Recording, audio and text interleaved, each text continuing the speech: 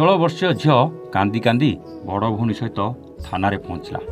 ଆଉ ପୋଲିସ ଆଗରେ ନିଜ ଜନ୍ମ କଲା ମା ବିରୁଦ୍ଧରେ ଯାହା କହିଥିଲା ଶୁଣିଲେ ଆଶ୍ଚର୍ଯ୍ୟ ହୋଇଯିବେ। କାନ୍ଦୁଥିଲା 16 ବର୍ଷର ଝିଅ ବୁଝାଉଥିଲା ପୋଲିସ। କ'ଣ ଥିଲା ପୁରା କାହାଣୀ ଜାଣିବା ପାଇଁ ଆସନ୍ତୁ ଆରମ୍ଭ କରିବା ଆଜିର ଏହି କାହାଣୀ। ହ୍ୟାଲୋ ହାଏ ନମସ୍କାର, ଷ୍ଟୋରି ୱିଥ୍ ପ୍ରତାପର ଆଉ ଏକ ନୂଆ କାହାଣୀକୁ ଆପଣଙ୍କୁ ସ୍ୱାଗତ। ଯେଉଁ ମା ପଣତ କାନିରେ ନିଜ ଛୁଆକୁ ବିପଦ ବେଳେ ଘୋଡ଼େଇ ରଖିବା କଥା, ସେହି ମା ନିଜେ ନିଜ ଝିଅ ପାଇଁ ସାଜିଥିଲା ବଡ଼ ବିପଦ। ସାମାନ୍ୟ କେତେଟା ଟଙ୍କା ଆଉ ନିଜ ଦେହର ଭୋକ ମେଣ୍ଟାଇବାକୁ କ'ଣ ଜଣେ ମା ଏତେ ତଳକୁ ଖସି ଯାଇପାରେ? ବିପଦ ଆସିଲେ ଯେଉଁ ମା ସାମ୍ନା କରିବା କଥା, ଏହି ଝିଅ ପାଇଁ ନିଜେ ମା ସାଜିଥିଲା ଗୋଟେ ବିପଦ। ଏକଥା ଆମେ କାହିଁକି କହୁଛୁ, ଏହି କାହାଣୀ ଦେଖିଲେ ଆପଣ ନିଶ୍ଚିତ ଜାଣିପାରିବେ। ଦର୍ଶକ ବନ୍ଧୁ, ଏହି ଦୁଇ ଭଉଣୀଙ୍କ ବାପା 2010 ମସିହାରେ ଆରପାରିକୁ ଚାଲିଗଲା ପରେ ମା ନିଜର ଦେହ ସୁଖ ପାଇଁ ଅନେକ ଯୁବକ ସହିତ ସମ୍ପର୍କ ରଖିବା ଆରମ୍ଭ କରିଦେଇଥିଲା। ଏହି ଦୁଇ ଭଉଣୀ ଅନେକ କଷ୍ଟ ଯନ୍ତ୍ରଣା ସହି ନିଜେ ନିଜେ ବଡ଼ ହୋଇଥିଲେ। ବଡ଼ ଭଉଣୀ ଭଲ ପାଉଥିବା ଜଣେ ଯୁବକକୁ ବାହା ହୋଇ ବେଶ ଖୁସିରେ ସଂସାର କରିବା ଆରମ୍ଭ କରିଦେଇଥିଲା।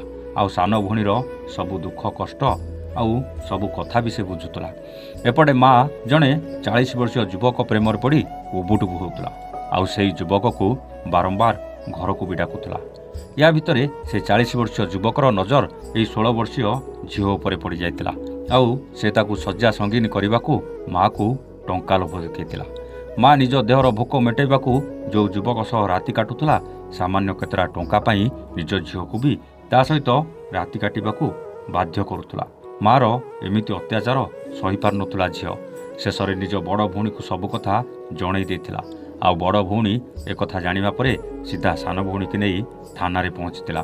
ଆଉ ପୋଲିସ ଆଗରେ ସବୁ କଥା କହିବା ପରେ ପୋଲିସ ମା ସହିତ ସେ 40 ବର୍ଷୀୟ ଯୁବକକୁ ଗିରଫ କରି କୋର୍ଟ ଚାଲାଣ କରିଥିଲା। ହେଲେ ଥରେ ଭାବିଲେ, ଜଣେ ମା ହେଇ କେମିତି ଏମିତି କରିପାରିଲା? ଅନ୍ତଫାଡ଼ି ଜନ୍ମ କରିଥିବା ଝିଅକୁ ସାମାନ୍ୟ କେତେଟା ଟଙ୍କା ପାଇଁ କେମିତି ବିକିବାକୁ ଇଚ୍ଛା କଲା? ସତ କହିଲେ, ସେ କ'ଣ ମା ନା ମା ନାଁରେ ଡାହାଣୀ? ଏମିତି ଏକ ଘଟଣା ଉତ୍ତରପ୍ରଦେଶର ମେରଠରେ ଦେଖିବାକୁ ମିଳୁଥିବା ବେଳେ ଏମିତି ମାକୁ କେମିତି ଦଣ୍ଡ ମିଳିବା ଦରକାର କମେଣ୍ଟ କରି ନିଶ୍ଚିତ ଜଣାଇବେ। ରହୁଛୁ, ନମସ୍ତେ, ଜୟ ଜଗନ୍ନାଥ।